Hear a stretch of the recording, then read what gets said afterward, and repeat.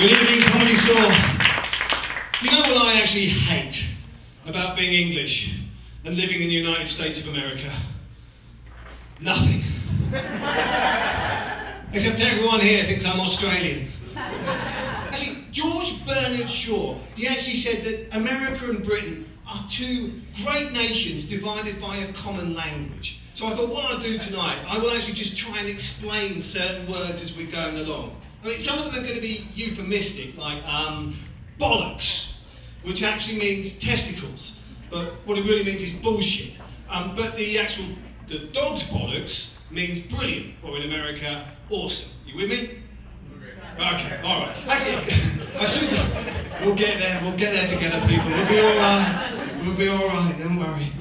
Well, I must just tell you this, because last week, Glenn Beck actually said that George Bernard Shaw, the great Irish playwright, was a monster akin to Hitler. Bollocks. Let's all tune in next week where we will see Glenn telling us that the other great Irish playwright, Oscar Wilde, is a homophobe. Glenn Beck, basically, he equals bollocks. The testicle's not the bullshit. But anyway, actually, I did just find out that most of Glenn Beck's audience actually comes from the southern states of America. And I was looking into this, and that statistically, they're the least educated. Coincidence? I think not. Let's take it to the board, shall we? We have Oscar Wilde, raving whoopsie, queer in America. We also have here on the other side the president of the southern states of America during the Civil War, Jefferson Davis. They shared a bed together on several occasions. The president of the intolerant states of America, gay. Glenn Beck, still bollocks. So, I'm actually full of all kinds of needless facts. I mean, did you know, for instance, that Iraq, formerly known as Mesopotamia, around about 6000 BC, well, let's just be scientific, CE, Common Era, I mean, who the fuck knows when Jesus was born? I mean, if he was born at all, quite frankly, or is it just a made-up story? Anyway, let's just say that this ancient civilization first discovered and first refined one of the world's most precious commodities. I am, of course, talking about beer. Oh yeah, this chap thought I was going to say oil, didn't you? When was the last time that you got laid because of a pair of oil goggles, my friend? I mean, seriously, I think if BP had spilled 10 million barrels of beer into the Gulf of Mexico, I don't think those beaches would have been empty. I think they'd been filled to capacity. I think we'd have had Dad saying, "Hey kids, throw me back in the water again." No, don't tell Mum, it's all right.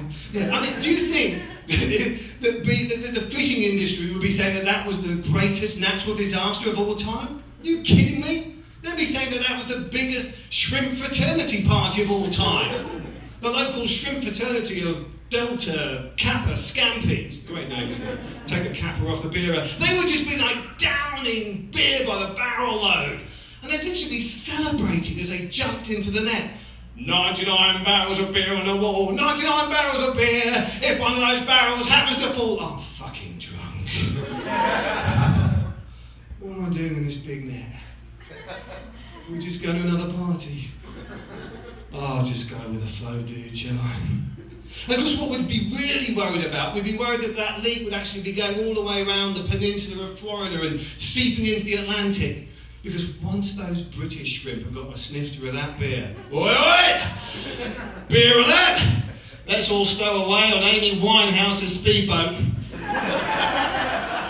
I used to work in London in an old department store. This woman wanted meat from the store. Meat she wanted, pork she got. I don't work there no more. Oi! There you go, that's a nice British drinking song about rape. Of course, you see, the Brits, we didn't actually invent the drinking song. And even your Star Spangled Banner was originally a British drinking song. I mean, if you don't believe it, just look it up. And you don't have to go to Wikipedia, just go to some drunk guy's 4th of July party. Oh, say, can you see? Oh, fuck it, just get me another beer. Where was I going with this? Oh yes, it's Iraq. Iraq actually, thank you, is responsible for beer. I mean, do you think that if we were fighting for beer over there, that we'd have a problem getting a volunteer army? You can't be kidding me. They'd be just literally jumping on that bus to the recruiting office. I mean, the amount of times I've heard guys say to me, you know what? I could give my right arm for a beer. I'll tell you something. I've never heard that about a barrel of oil. The Brits, you see, you had prohibition, if I can say it right. Prohibition. See, we never had that. We had these things called licensing laws, which was actually a throwback to the Second World War. The idea is that we'd get everybody in bed by 11 o'clock so that they could be up in time to go to the munitions factory in the morning. Of course it didn't work. We just drank twice as much in a shorter period of time. Yeah, that's why we had to call our friends. And this is how I can imagine that phone call going. Hello, is that America? Yeah, it's Britain here. Great Britain. G-R-E. Yeah, I was wondering if you could help us. Yeah, we're having a bit of skirmish. Yeah, with Germany mainly. Yeah, the Nazis. Yeah, well, we would do it ourselves. It's just that everyone's drunk. Yeah, well, you see, we think we've got a special relationship, you know, like two nations divided by a common language. Hello? He's gone. Oh, fuck AT&T.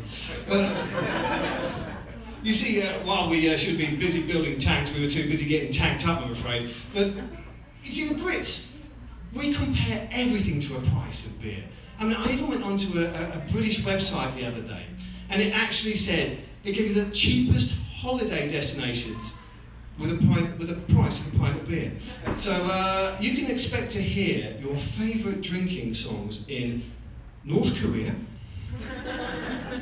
Rwanda, and the new champion of genocide, the Congo, where you can get a pint of beer for an astonishing 16 cents.